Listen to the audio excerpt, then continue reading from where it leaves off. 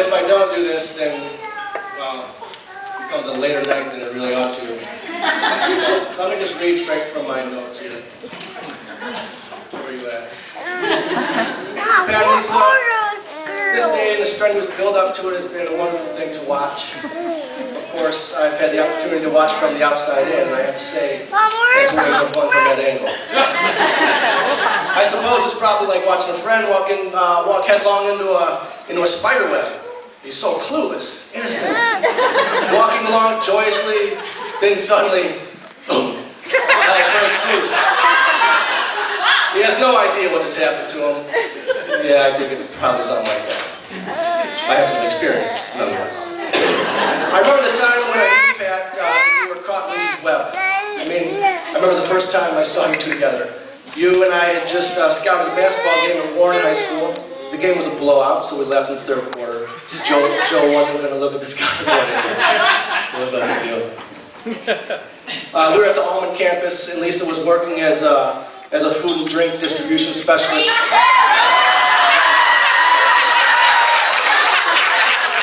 At a local establishment.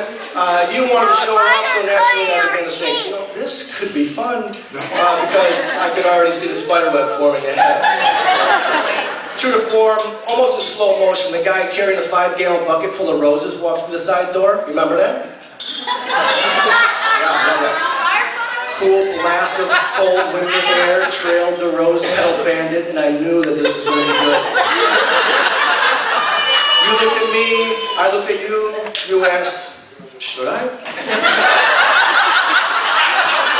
Playing the role of any good friend and a brother-in-law, I responded confidently, absolutely. Yeah. The next time Lisa returned to distribute fresh beverages,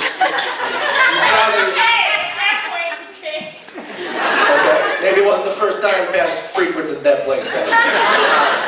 You proudly presented her with a $2 purchase, and she sheepishly accepted your swoon dance. I sat back and watched the show. You, my friend, you, my brother, were officially tangled at that point. And it's a good thing.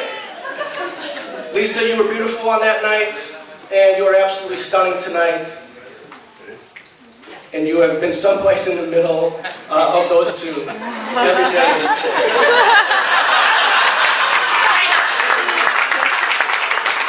I've never had a sister.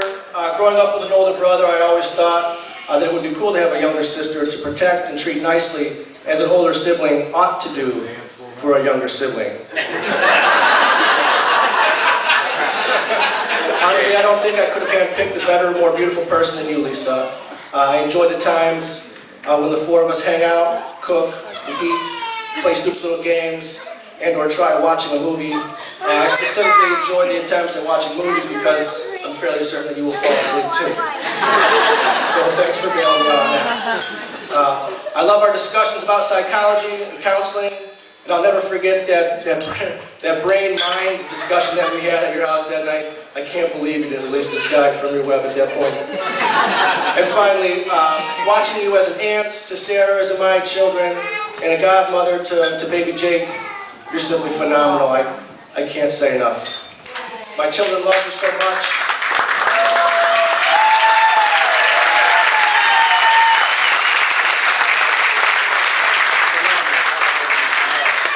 My children love you so much, and since you've entered the work lineager scene, my children have included you in their nightly prayers.